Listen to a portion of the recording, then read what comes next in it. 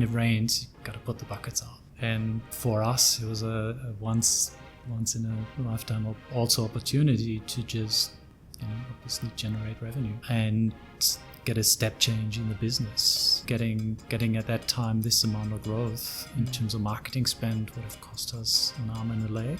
And it's just knocking on the door, so you just have to let it in. Hi everyone, I'm your host Rohit Bhargava, and you are listening to episode 182 of the Startup Playbook podcast, a weekly series where I sit down with successful tech founders, investors, and operators to unpack their journey, lessons, and insights to help current and future entrepreneurs. The voice that you heard a little bit earlier was that of our guest for this episode, Rolf Weber. Rolf is the CEO of Marley Spoon Australia, a title that he's held since March 2015. Prior to this, in 2009, he co-founded BrandsExclusive, a company that would eventually go on to be acquired by APN in 2014. And he's also been involved in a number of other companies, including being the founding shareholder and director at Mad Paws. In this wide-ranging interview, we covered a range of topics, including his lessons from launching, growing, and eventually exiting BrandsExclusive, the ups and downs of the Marley Spoon journey, including their IPO with a market cap over $260 million, to some of the challenges that came from having to shut down their factory during COVID, building a culture through resilience, and much more. Without further ado, here is my interview with Rolf Weber.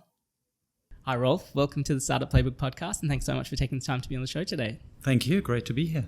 Yeah, I know you don't do this very often, so I really appreciate you making the time. But Rolf, for those people that may not be as familiar with you or your background, do you want to share a little bit about your story and what got you here today? Yeah, so my professional journey started as a consultant at PricewaterhouseCoopers back in Germany. And in 2002, 2003, together with my partner, we moved to Australia.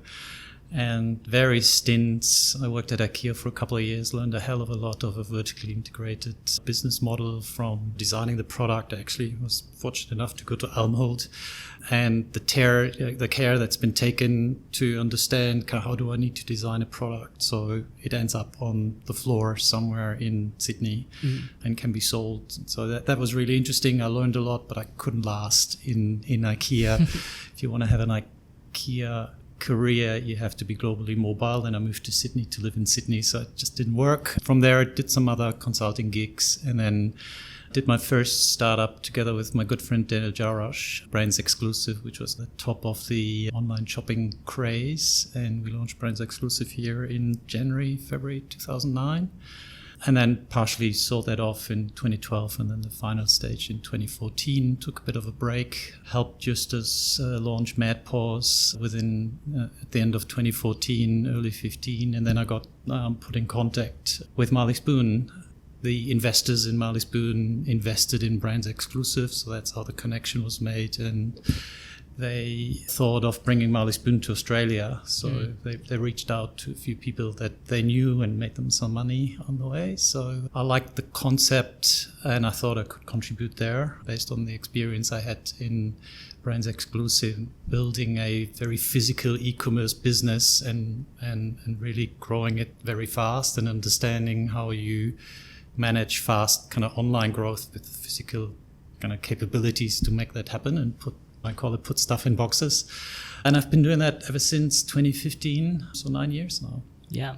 And obviously such an interesting career to date, and so many things that we'll dig into. But as you mentioned, you moved to Australia in 2003. What was the catalyst to move to Australia from Germany? I've been traveling, backpacking a long time ago. Kept coming back for holidays, and then decided with Andrea that why don't we move there and then we can have holidays somewhere else.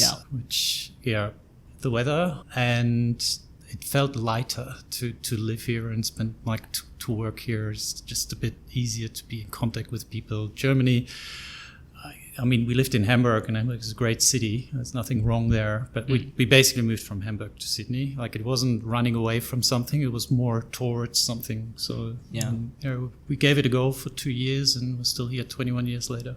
And did you have a lot of connections in Sydney at the time that you moved? Because I imagine... No, nothing. We came without a job. And My parents moved to Australia when I was quite young, and even before that we moved around a lot. But like looking back at that, especially at that time, it's a very different world when you don't necessarily have the same connections. You have WhatsApp and Facebook to stay in touch with family and all those sort of things. Yeah, very different at the time. It was even pre-Skype, I think. Yeah. But I think maybe there's a connection to startup and taking risks. So at the end of the day, like didn't have any kids, had a bit of money in the bank, and just gave it a go. So there's a bit of, you just can try something new when you don't have a lot to lose. It's just much easier to try something new and give it a go. And that then starting BrandsExclusive while Max was, he was just born and crawled on the floor, but it gave ourselves some time and we had the opportunity to try something new and different. Yeah. So maybe there is some elements, and I think you can see it. There's a lot of immigrant founders or first generation founders that kind of have this risk-taking drive, and they come to a new country and they just want to go red hot go, and so there's some traits that may be similar traits for different purposes. I've always thought that trying to launch a business is so much easier than uprooting your family, especially at that time. Yeah, didn't have a family, so that's a bit different. Yeah. And you mentioned change being it seems like a kind of a constant thing of taking those chances. But I guess even before starting BrandsExclusive, you mentioned that you were at PwC previously, and then you shifted to IKEA, which is not a, I guess if you were to come to a new country and kind of play, it's not a traditional thing. It's not a traditional thing. What sort of made you land on IKEA as the next step for you? So with PwC, I worked in the energy supply industry field, which is slow and boring, and change is very hard. I worked at a time when there was the liberalization of energy markets, and you had to bring it into heads of energy suppliers that, suddenly they need to think this is a customer and not kind of a electricity delivery point. So with IKEA at the time, it was about building a store. So it was a real project from start to finish. So it was actually, for me, money, let's not even think about it, but the project was really interesting. So it was a new industry, a brand everybody knows. And the project was start this store. So you need to build a team, you need to do the selection, you need to have a marketing strategy, you need to learn a lot about the whole business model and understand it. And maybe there's another theme. I'm not that bad in tapping into new industry and then reasonably quickly understand what are the core drivers and how can you make a difference and where are some problems that can be solved. So IKEA was really good learning opportunity for me, and that's what I looked at it. And I see it with a lot of actually our employees at Marley Spoon. They're incredibly credentialed, they're well educated, and yet they start in pick and pack in our facility because they just give it a go. They're not precious with their first job. They just want to get the foot in the door, see what it's like, and then start, and then they go. And for me, that was a bit different.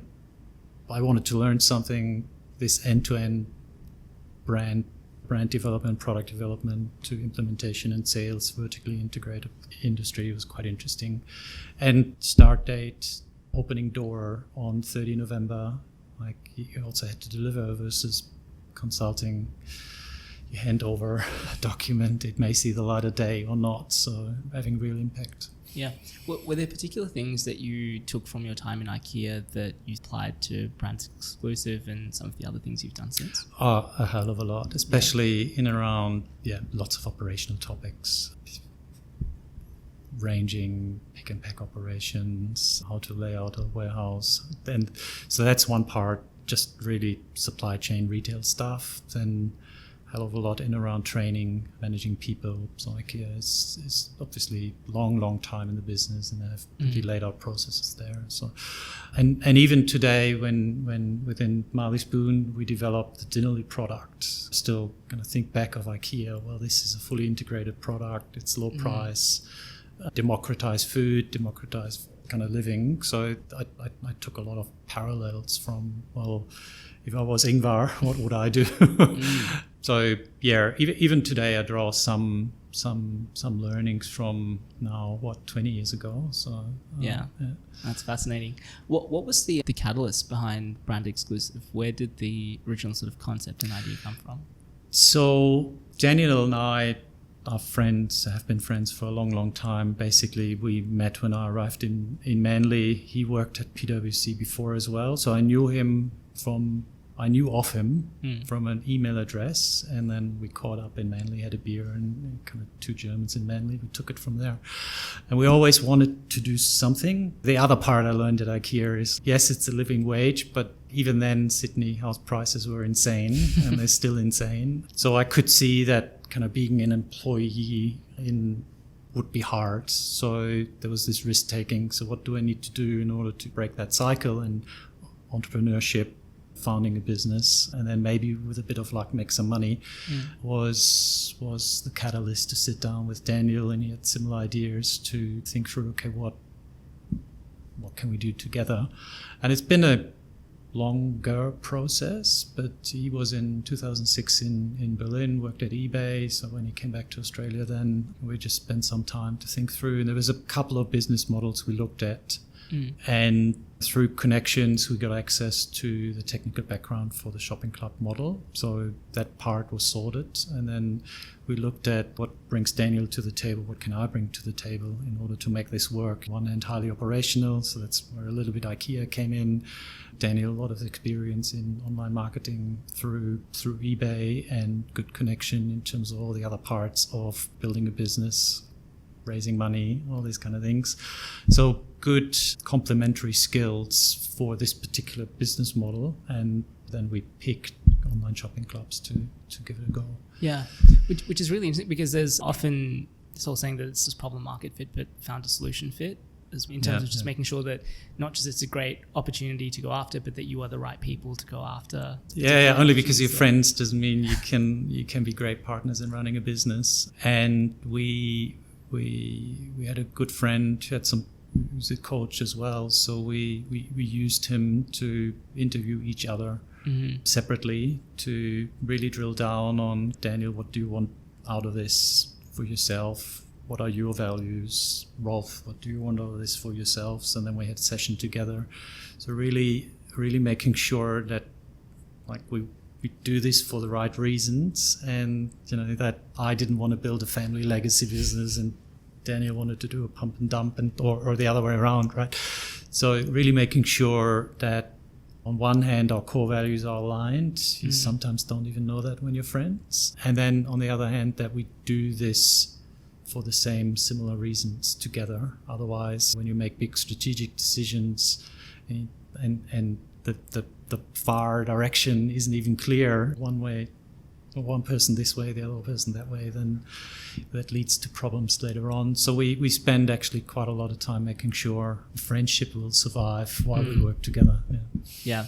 I don't know if you met Anshul from Everlab at the Playbook Ventures dinner. No, I didn't. No, but I had his co-founder Sam Kathari on, and one of the things they mentioned was they went through something very similar. So I think at the very early days of Everlab, which I think is a great suggestion for anyone who's thinking about starting a business again with co-founders, they had a list of 50 questions that they went through, and making sure that they align not just on values, but even how they communicate on particular things and what they needed. And so there's this kind of set of agreements on that. And it doesn't mean you have to be a carbon copy of each other by all means. Like Daniel and I are very different people, persons, but there's some core things that just need to be aligned. Otherwise it's confusing for anybody who gets hired if it's this way or that way.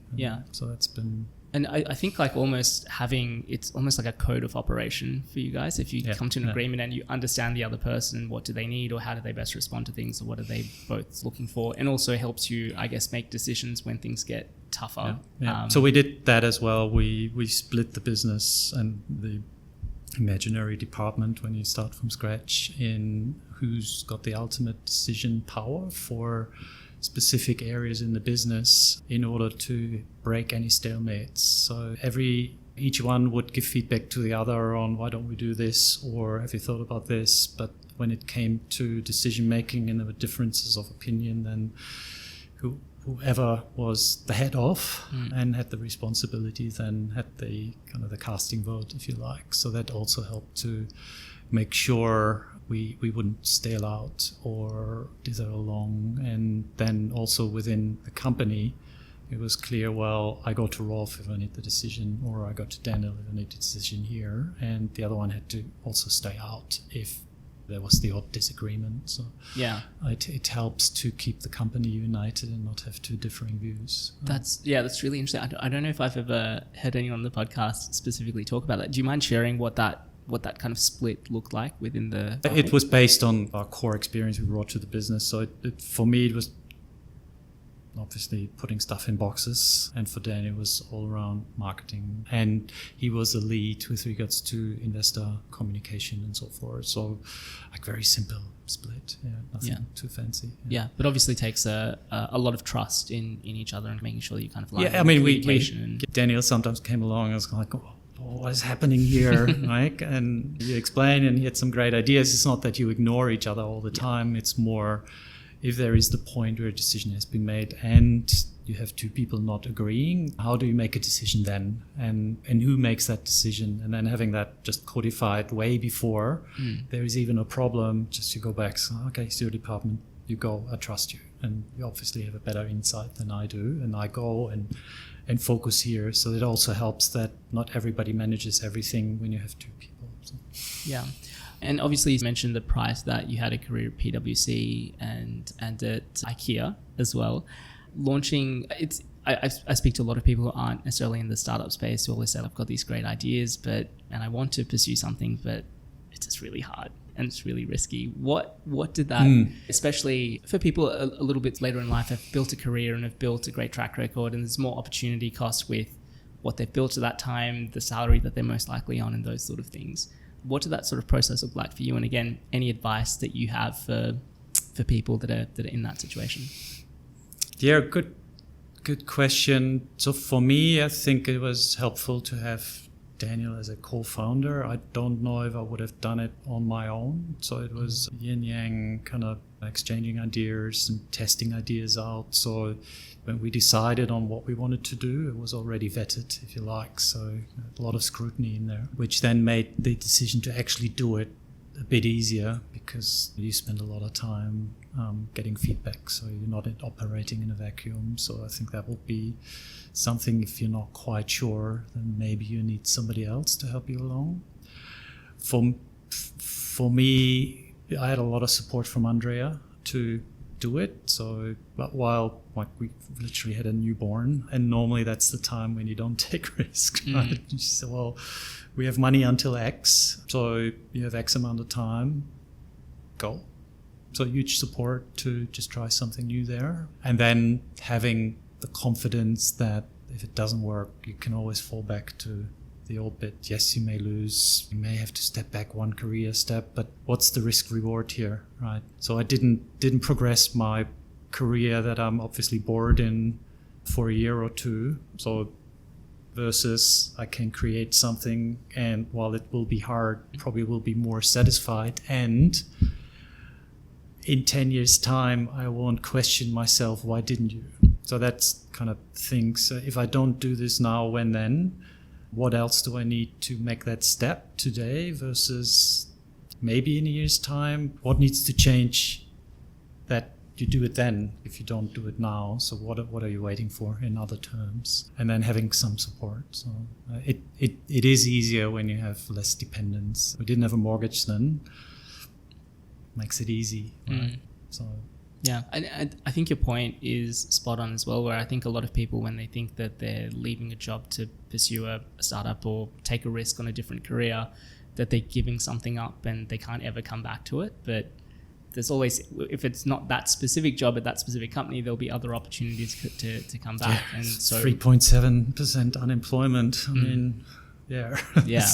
You'll find something. Yeah. You'll find something. And so you mentioned that the BrandsExclusive journey was about 5 years or so. Yeah, in total. So we actually got the funding Christmas Eve on the 24th in 2008. Never forget it. And then between Christmas and New Year, I founded the company. I needed to twist the arm of the accountant on the in between the party to all get it done, set up anyway. So, and then we started working in January 2009, and we sold the majority of the business to APN in 2012, and then Daniel and I exited in around February 2014. Yes. Yeah. 2008 to fundraise at that time would have been a very different landscape to what it's like now. Fundraised in Europe. Yeah. You fundraised in Europe. Yeah. So that was Daniel's eBay connections connections working at eBay that he's built there, and we raised money from some crazy Germans. We tried here. It was very, very hard. Yes. Yeah. Maybe for the benefit of founders that are listening, what did that process look like in trying to raise money here at that time?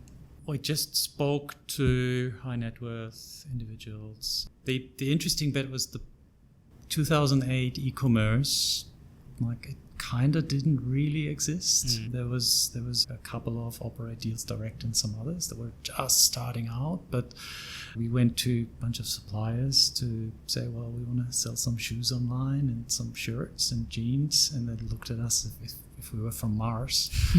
And like we tried that in 2000 in the bubble and it doesn't work. That was the answer. And meanwhile, Amazon, Zappos and in the US and so on. Well, why do you think that the Australian consumer is so different to consumers in other Western countries other than the market is actually stopping them from doing this? Like, why do you think that people are buying overseas and importing under $1,000 GST thresholds or whatever threshold?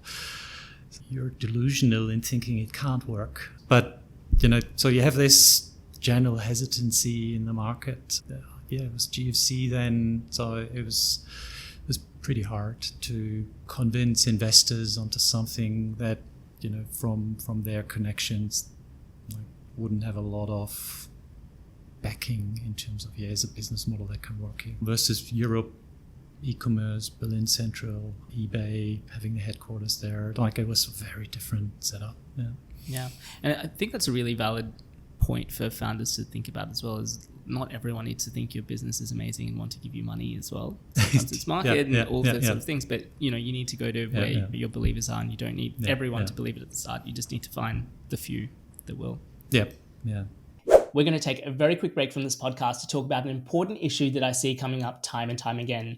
And that's how difficult, time-consuming, and expensive it can be to get your ISO 27001 and SOC 2 compliance. These certifications are so important in building credibility and trust with large enterprise customers, but can be such a big distraction and operational drain for early-stage companies. Thankfully, there's a tool to help with this. Vanta helps companies get and stay compliant by automating up to 90% of the workflow for the most in-demand compliance frameworks. And with over 300 integrations, you can easily monitor and secure the tools that your business relies on. There are over 7,000 fast-growing companies like Atlassian, Flow Health, and Quora that use Vanta to manage their risk and prove their security in real time. Vanta have been a great partner of the show and have doubled down their support for our community by offering $1,000 USD off their plans. To get access to this exclusive offer, head over to vanta.com/playbook. That's VANTA.com/playbook. All right, let's get back to this episode. One thing, so I spoke to Justice as part of the research process for this interview. One thing that he mentioned was that he said from the outside looking in, it felt BrandsExclusive was always built for an exit. Was that always how you approached the business? Shamelessly, yes. So, I talked about making money, and that was the thing that Daniel and I agreed on. So we built this to sell and not to kind of pass it on to the family. So that was the idea. Yes. And so with that particular, which is very it's a weird reason to start a business. I'm more fully aware that a lot of founders also build something because they fundamentally believe they have personal experiences in order to build a product. But I had no personal connection to sell beauty products online, so that wasn't something that I really had to do. Yeah. I mean, I think that there is a narrative because of VC of the long-term view that this should be things that you want to do for the rest of your life for 10, 20 years and build that sort of legacy. And yet VCs do it to make money. So Correct. there's actually this total disconnect, and I don't agree with this assumption that founders should be in it forever, and VCs can come in, come out, and their only reason to do this is to make money. Like, where's the difference? Yeah, which is why, like, I think even though some founders might say this is what I want to do forever, for certain people, it might be driven by money and circumstance and those sort of things. But I guess from your perspective, as you said, unashamedly doing it for financial reasons. But the other point though is that we also wanted to build a business that is sustainable in itself. So Danny and I spent a lot of time understanding how we would operate together. We spent a lot of time very early in the business to define a bunch of principles on how this company should be running, and none of these principles said, well, we're going to sell it. So while for Daniel and Rolf, it wasn't the thing to stay in forever. We tried, like, business is gone now, but we tried to build the business to become a sustainable business in itself, with a bunch of principles and so forth. I mean, whether you're trying to build a legacy business or trying to build something that to acquire, fundamentally you need to build a great business that works. Yeah. Well, I guess with that in mind, and again, for any founders that are listening that maybe have similar views in how they want to build their company, what were some of the things that you thought about, or strategically, like, how do you build a business that's designed to be acquired? It probably depends also on what period of market you're in. So at the moment, it probably needs to be profitable in order to be attractive. In 2010 to 2012, it was probably more about high growth and a path to profitability. So that then defines your strategy, managing this growth versus margin versus profitability, the level of investments. So it depends a little bit on what type of business you're in, what industry you're in, what period you're in with regards to investment cycles and so forth. So probably not a one-size-fits-all advice there. At the end of the day, like, it needs to be a sustainable business that you can prove to investors, either with profitability or high growth, that it makes sense to invest in, and that there is a return at the end of the day. And that's what you need to define, what that looks like for your particular business. Yeah. And I guess there's obviously a lot of content out there about how to start businesses and how to grow businesses. There's not a lot that gets spoken about, or I guess understanding from a founder perspective and what that sort of acquisition process looks like, and also even just like when's the right time to sell, and what so for us, we actually were in the market to raise money, and then ABN expressed the wish to buy the whole thing. Sure, like let's look at that. So it was opportunistic in terms of the actual exit day. We sold the majority of the business, and great opportunity for our investors that stuck with us. And there's some, every startup has some challenging time. They're really supportive, so they had an opportunity to cash in real quick. So who were we to deny that? And so that was 2009 to 12. So that was 3 years, very quick. I mean, Justus did it in 9 months. So that's where you also need to be a little bit opportunistic, and that's where the decision, well, we do this to sell, really helped. It's an early decision. We have an opportunity, so it's a bit earlier, but it's there now. Who knows what's happening in 2 years? So if we had other parameters, then maybe we wouldn't have taken it then, and who knows what would have happened. So. Yeah, and what was the reasoning or the decision to sell in 2 tranches versus? That was just the deal structure at the end of the day. So would I do that structure again? No. The idea, well, the financial investor sold out, and Daniel and I sold half of our stake each, and the idea was to incentivize the founders to go on. And we had some concerns with regards to selling to a corporate and what that does to a business. And we tried to put some safeguards around it, but all our concerns were fully met. What are some clauses or things that founders should be conscious of or fight for, or be considerate of when they're going through an acquisition process? So I was speaking to a friend of mine who went through an acquisition a little while ago, and kind of the challenging earn-out period and even just what that sort of looked like can be a little bit difficult. It's this balance between, if you're asking for an outrageous price in valuation, then you obviously also have to deliver, and that's where then the earn-out components gets bigger and bigger, because, well, this is the price, and that price is built on a future expectation to deliver on the promises you've made. And if your promises are, and you're so confident that you'll achieve that, then you go in with a risk, right? So if the price is lower than, and the numbers are clear as mud that they are being achieved, then the risk component needs to shrink because it's already there. So I think that's what you just have to keep in mind. If you're promising the world, then you're in it, and you have to take a bigger share of that risk. If it's not super fast grows, it's solid profits, and you promise 10%, 15%, but not 100, 200, then the earn-out should be substantially lower. But it should also be easier to actually extract yourself as a founder, because the business is more stable and doesn't rely on what you or the two founders bring to the table. So again, there's so many variables that kick in.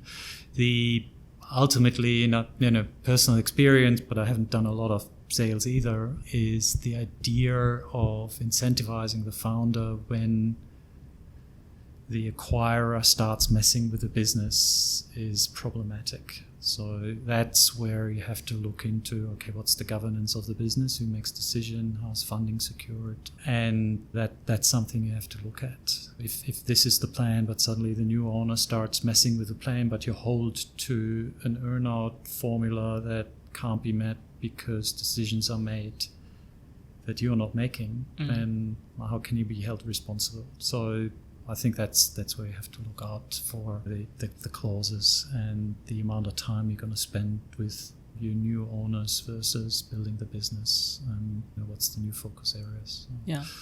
For us, like, we wouldn't do that deal again. We would have probably negotiated, rather than equity, another incentivization in order to keep us there. But the thing is, it also didn't work for us being still shareholder.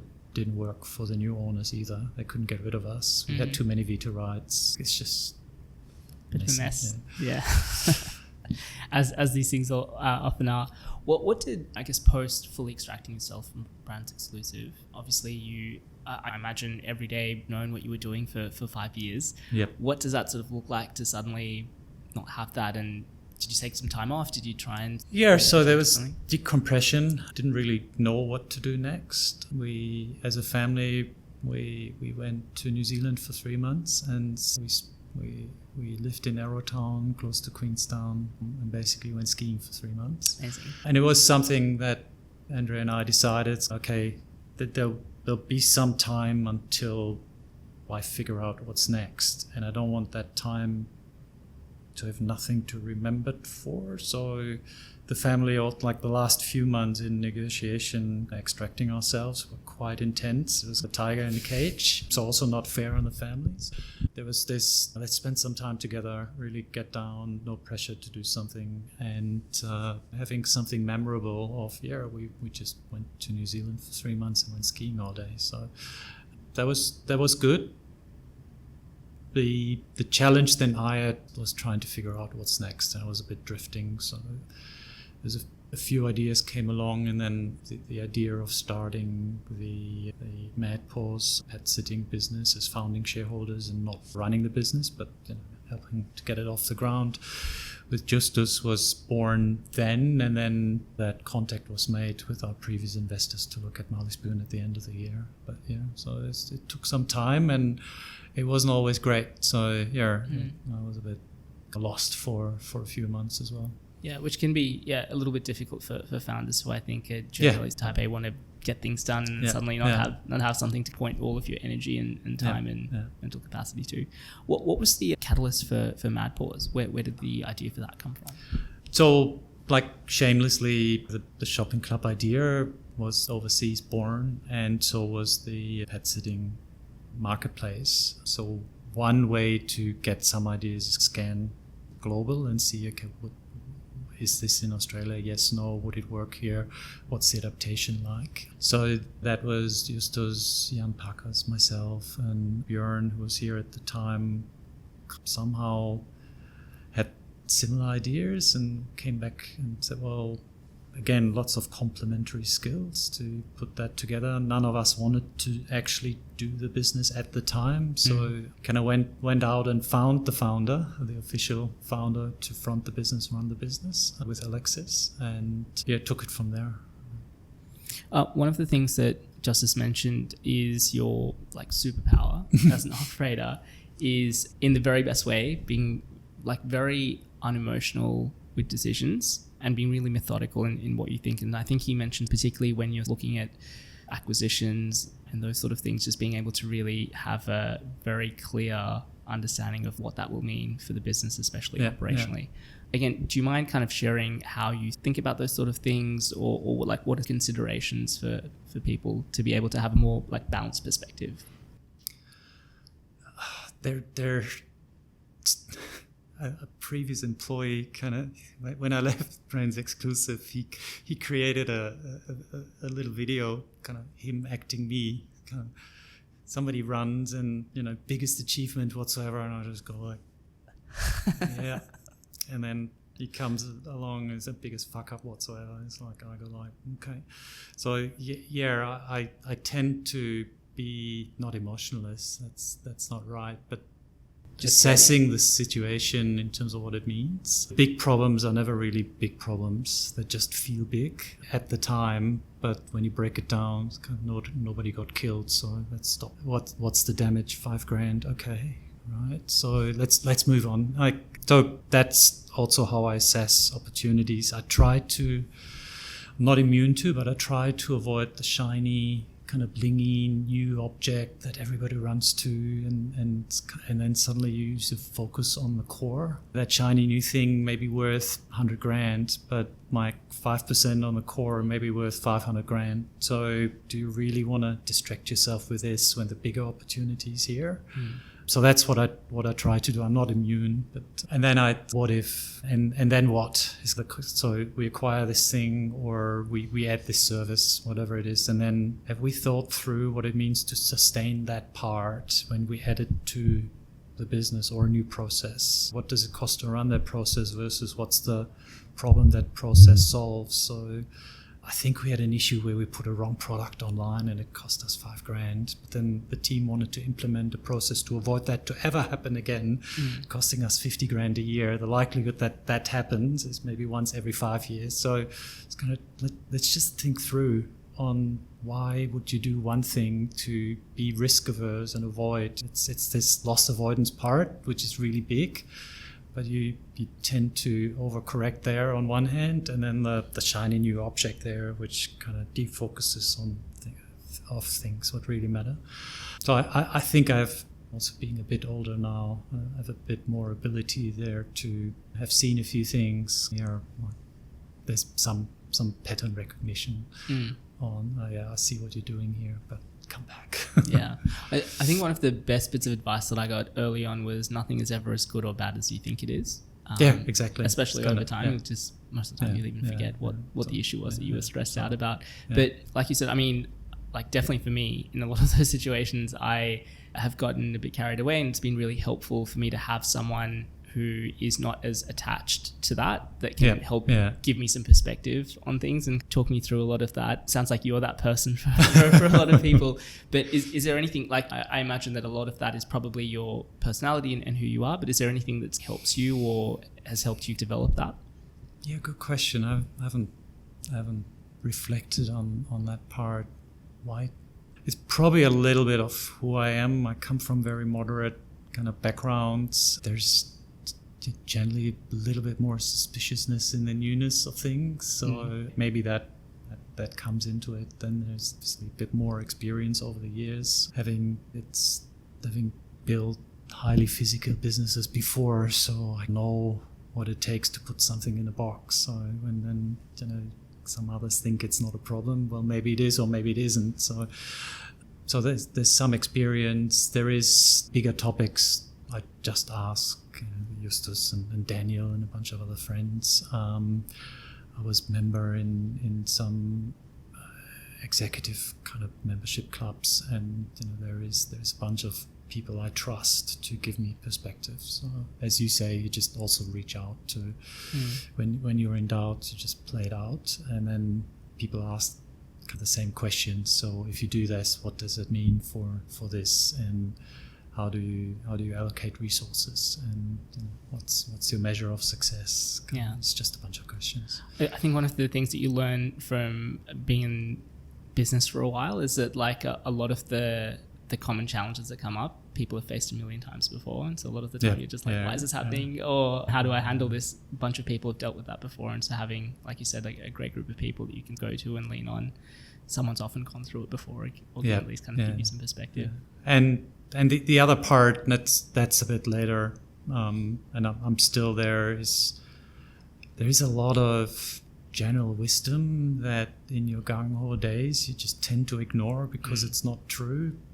But as you get a bit older, you learn it is true. So kind of just sometimes just go back to very high level principles, and then see if these match. And if they don't match, then you have to really spend time. Why is this time different? Why is this special? Or why am I different? Why am I cleverer than this person? So there's a bit more scrutiny, but that doesn't necessarily make you slow either. So there's still, and it's not, Bezos, this reversible door versus one-way doors, like what? And coming back to founder starting off, what's the worst that can happen? You just go back to the job you hate. Like that's really, and when you look at opportunities, how do you manage your risk? How do you manage the upside and the downside? And what's the worst that can happen? And then you go out and trial in a scenario that you can manage and that doesn't kill the business or your personal livelihood. So. Yeah, absolutely. One thing that Justice did share with me was this tradition that you guys have with the Mad Paws founding team of having a Christmas party every year. And he mentioned one of the things, he did say that these parties used to get pretty wild when you guys were younger, but have calmed down a little bit. But he said one thing that you guys have done is making predictions. And we never met them. What's the craziest prediction you guys have made? It was, basically predictions in around revenue goals, and then COVID came, and then COVID went, so it's pretty crazy. But it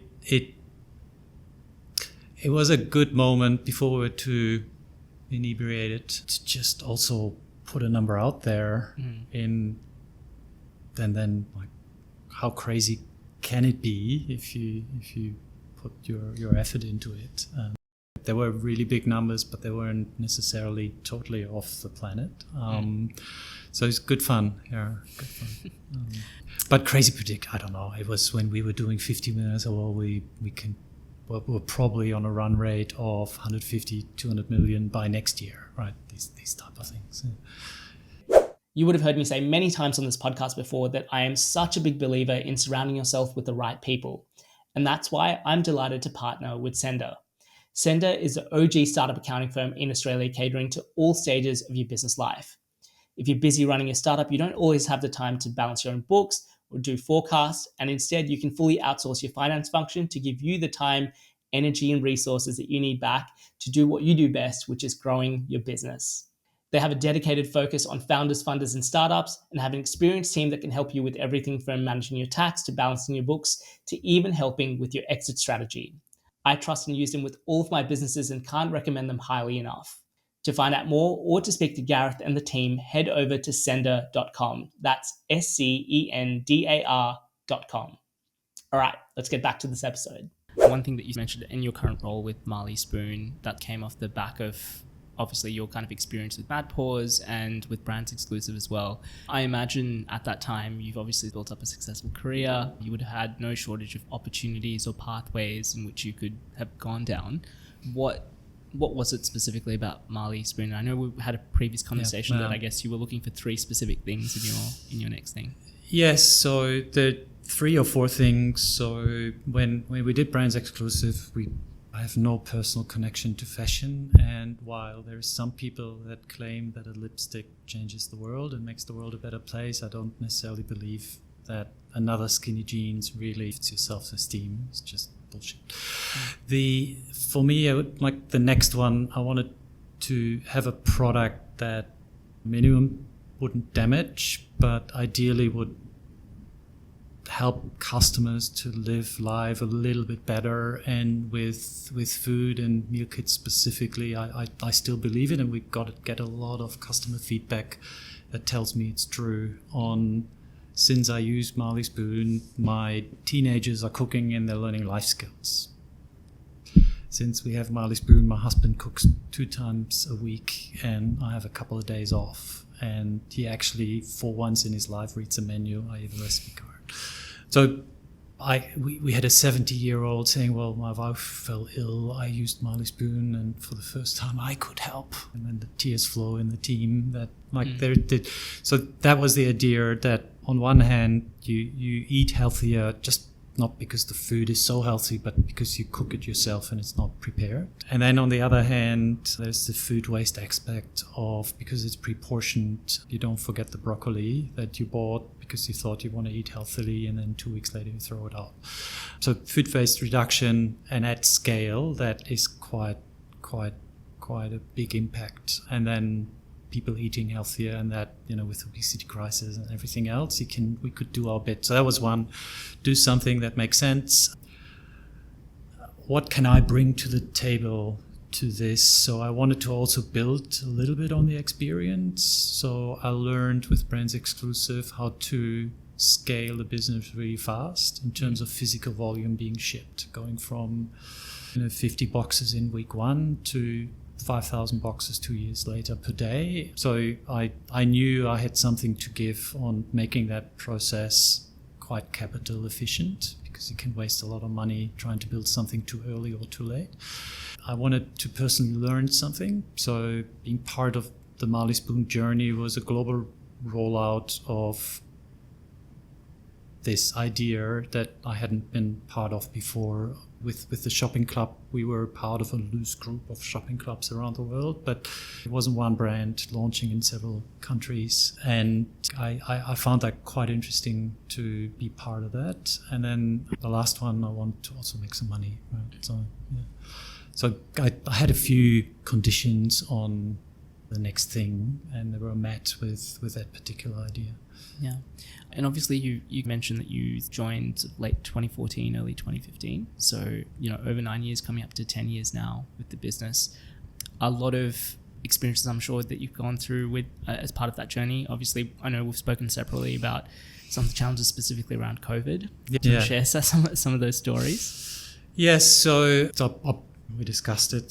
So we have these principles in the business, and we have weekly all-hands meetings, and we always go back to who, as an example, how we lived up to the principles or how we didn't live up to the principles. And we've been doing that for years, on really not having principles on the plaque on the wall, Enron, all these kind of fun stories, but to actually bring them to life, how we hire people, how we fire people, and kind of the stories we tell. So we've been doing that for years. And COVID, March 2020, hit reasonably quick in terms of volume. I think on the 13th of March, I think Telstra was the first to send their people home. And then on the 20th of March, I think retail was shut down in and around there. So we already saw it spiking in that first week, and then the second week when retail was shut, just went through the roof. So we had to onboard new team members really, really quickly. And we were lucky that we invested into digital tools to train team members with mobile training platforms and so forth, so we could actually train them not being in the building. And then just a hell of a lot of work working with our suppliers as food supply chains completely changed from hospitality food supply chain into a retail food supply chain, online food supply chain. So it took a bit of time, delivery drivers, all these kind of things, working with our partners there to, within just a couple of weeks, reorganize everything. So that was that was challenging in itself, operating 2 facilities. And then in Melbourne, in our facility in Melbourne, we had a couple of COVID cases that we went from 1 to then 5 and then 7, 8. And then the Department of Health in Victoria declared everyone a close contact. And that means we had to basically send everyone home for 2 weeks, which means no staff, no pick and pack. And the team decided that when the Department of Health pulled the plug and sent everybody home, that all trucks were redirected from Melbourne to Sydney. And they shifted 40% of our volume being produced in Melbourne overnight into the Sydney facility. So that's where one of our core principles is going to get it done there. We don't call it don't take prisoners, but Mike, it's really, if you need to make a decision, don't wait for anyone, make the decision. So I didn't call me to redirect the trucks. Should we do it? Can we do it? They just did. I'm just going to do everything for our customers, number one. And we cannot not serve 40% of customers where they can't go to the shops. It would have been disastrous for the business, like all that cash out the door. It could have killed us. But even if you take that away, we cannot not serve 40% of our customers. When how would they get their food that they rely on? Because there were fistfights in the aisle for a tin of tomato. The mince was sold out. Like, even if you wanted to, you couldn't get the food you wanted. So all the investments in culture, in principles, paid off pretty much just in one day. So if I would have counted the hours of all hands meetings and half an hour spending on principles for 5 years, good return on investment. Yeah, and what did that look like? Because, I remember you telling me a story that you built up capacity by 50% in like a 2-week period, which prior to being... we were lucky because airlines shut, retail shut, so labor wasn't a problem. We had 1,000 applications for work within a week. So that was the lucky bit. And then there was just a lot of commitment of the team to just get it done, right? I didn't call it, but this is like when it rains, you got to put the buckets out. And for us, it was a once in a lifetime also opportunity to just, obviously generate revenue and get a step change in the business. Getting at that time this amount of growth in terms of marketing spend would have cost us an arm and a leg. And it's just knocking on the door, so you just have to let it in. And the team were mentally ready and prepared. Obviously a lot of hard work, 16, 18 hour days, but it's I remember that conversation. We were saying it's funny how you get so bogged down into the day-to-day when you push comes to shove. It's interesting to see what you're capable of within it's these stories when today we find ourselves getting bogged down, like, oh, this is hard. It's I tell you what's hard. Remember that time? Remember when we had to shut Melbourne? That was hard. This is not hard. So and that's because these are stories we have now within Marley Spoon in Australia. So we can, this is not happening somewhere else where these guys can do it, so can we. We can do it. We've done it. So this one isn't hard. We just look at it the wrong way. That must be such an incredible reference point and like culture building thing for your team to just know that you can come together and solve that. And like you said, around the world, then it becomes a reference point for people to see what else is capable when push comes to shove. But and then the lull kind of kicks in and the day-to-day gets hard again. So I and we as a leadership team, we have to just bring this back to life. Let's get this done. Let's move on. Let's not kind of discuss everything to the nth degree when it's crystal clear what needs to be done is something that we also have to remind ourselves on a constant basis. Yeah. And I think also what's really interesting as part of your journey is obviously we were speaking about BrandsExclusive and that being a sort of 4 to 5 year journey and with the intention to sell, and you started that from the ground up.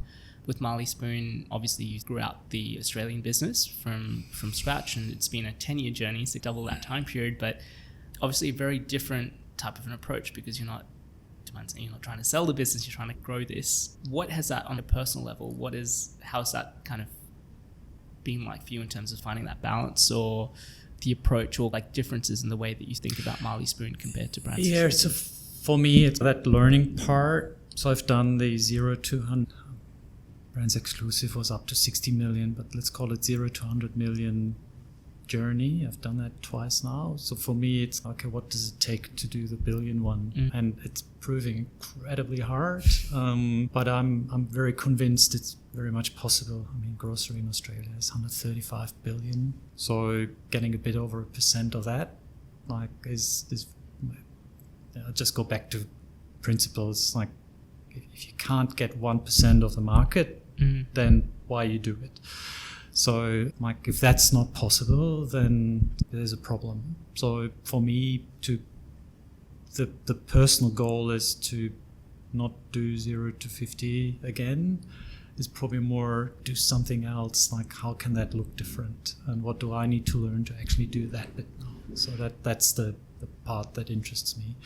And because your founder and then CEO responsibilities change fundamentally from day one, trying to figure out an operational model, working pretty much on the floor, even swinging the broom when nobody else is there, to having a fully fledged team, fully fledged departments. You start everything off with a bunch of generalists.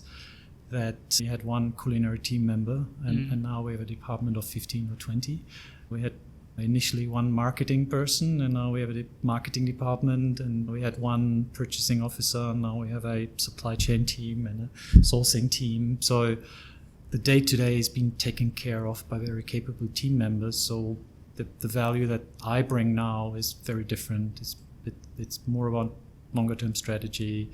It's more about thinking about acquisitions. It's also a big part is culture, team, all these kind of things. And that also, Marley Spoon is part of the global group. So I also have to balance what works in Australia, how does Australia contribute to the global result. Sometimes doing things at global level makes sense for a global group, may not make sense for Australia. So I need to manage this, because ultimately we're a global group. So it's a fundamentally different role today than it was just a couple of years ago, and that's interesting for me. Yeah, it's really fascinating that you mentioned that, because I definitely saw that be effective and ineffective when I was at Amazon in the startup teams. We're like a small team within a larger, huge organization to begin with, and then secondly, you're operating within sort of Australia, New Zealand, which is tiny drop in the ocean to headquarters.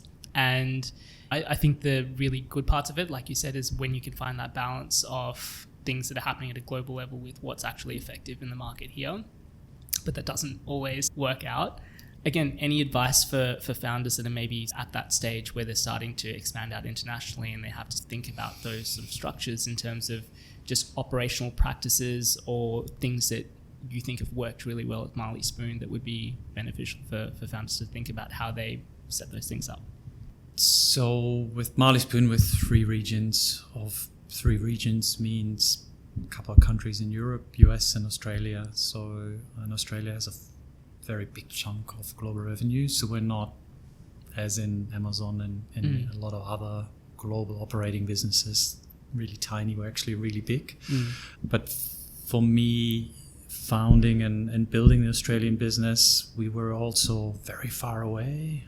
So, and because I had another startup successfully grown and delivered, there was a lot of trust from Fabian to, well, he knows what he's doing. So there was a lot of upfront trust and not a lot of kind of day-to-day micromanagement. So I could build an Australian business within a global business, and that's probably something that you have to look for if you want to expand into another jurisdiction. Look at who is going to be running your beachhead, and do you trust that person to do that really well? Because if you have to micromanage, then it's not going to work.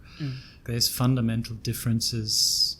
Like, a lot is the same, and then a lot is really, really different. So the US customer behaves different. The Australian customer behaves different, and it's just too far away to be same. And if you try to manage a country from far away, it doesn't work, especially not when the brand globally isn't established. if it's established locally and it's built locally, then global ideas like that too far away. So it's very different to bring a very established global brand into the region on a platform that is solid, where the business exists for 100 years, and then you go into a new market. It's different to each one running off when everything is changing all the time. So you have to trust that that person in that region who runs that region or country knows what they're doing. So this needs a lot of context and clear goals, but then the day-to-day you just probably have to stay out with the right level of control, of course. So that's what worked in how we built the Australian business. Of course you report, and of course there is ideas, and there is control. That's not the question, but the speed of how things are done on the ground, that needs to be led to the local team. Otherwise, if you try to manage from afar, it's just too slow. And you lose. If there's no decision making capacity, no authority in those regions that you go into, and you're not physically there and you don't understand the problems, then you just don't get a good team, because they don't know anything. So it's just frustrations. Yeah. And I believe Marley Spoon IPO'd in 2018. Yes, we listed the global business in Australia, and that was because the Australian business at that time was the largest business. And in the US, where we were active as well, Blue Apron listed there, and it went horribly wrong. So that market wasn't available to us. And in Europe, we were very small. So Australia was a market to list the business on that made sense. Also a bit more receptive to, we were 150 million euros, I think, at the time in terms of global revenue. So small cap.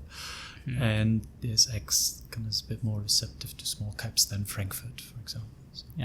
Yeah, and again, similar to what we spoke about earlier about just acquisitions as well. So similar, founders may have ambitions of IPOing one day, but then what happens on the other side of that? So I guess, like, how has your sort of role, or what's changed, if anything at all, since? Yeah, so that's where I'm not the global CEO. I'm the person who runs Australia. So there is, I'm closely involved with being listed, but I'm shielded from the pain of being listed also in a lot of instances. So we spend a lot of time getting ready prior. So our CFO at the time put in a lot of practices and processes to be listing ready early, and that's just good business practices that you should be doing anyway.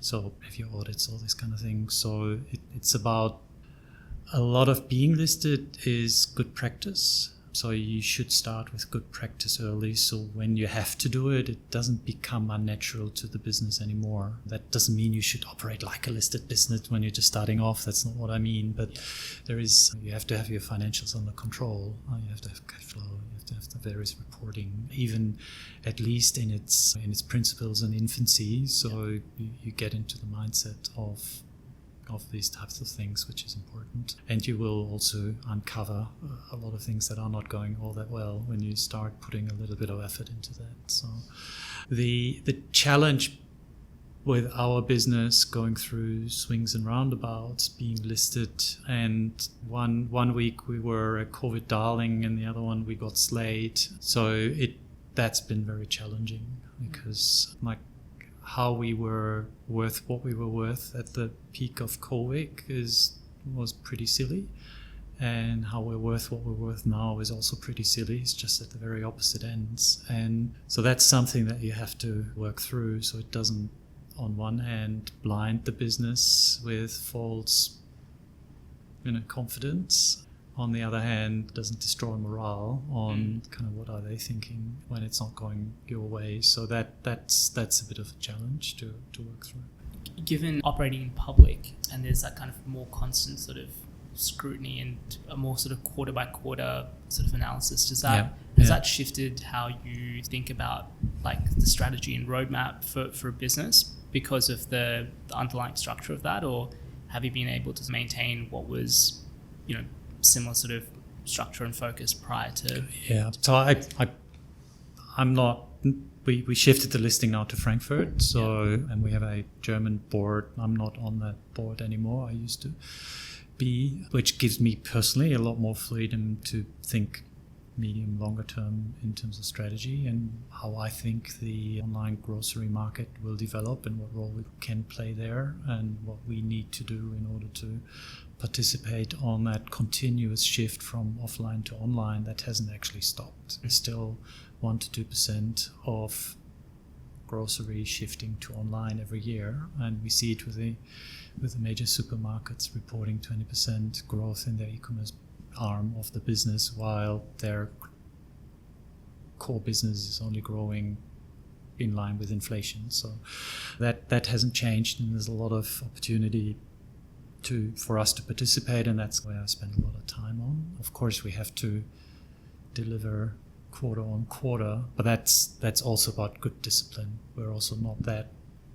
loaded with cash, so we have to be quite clear on balancing short, medium, and long term in any case, regardless of being listed or not. Yeah, Rolf, there's hours of content that I could talk to you about, but I'm mindful and respectful of your time.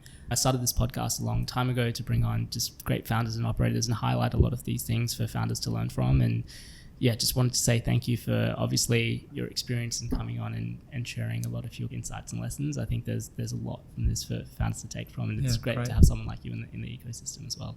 Yeah, thanks for having me. Thanks for doing that, and congratulations for this podcast. There's amazing guests you've had on. So thank you. I appreciate it. Great to have you on, Rolf. Thanks so much. Cheers. Thanks for listening to episode 182 of the Startup Playbook podcast. As always, full show notes from this interview will be available at startupplaybook.co. I'll be back next week with another episode, but in the meantime, if you enjoyed this interview, please don't forget to like, share, and subscribe. As always, thank you for tuning in, and I'll see you next week.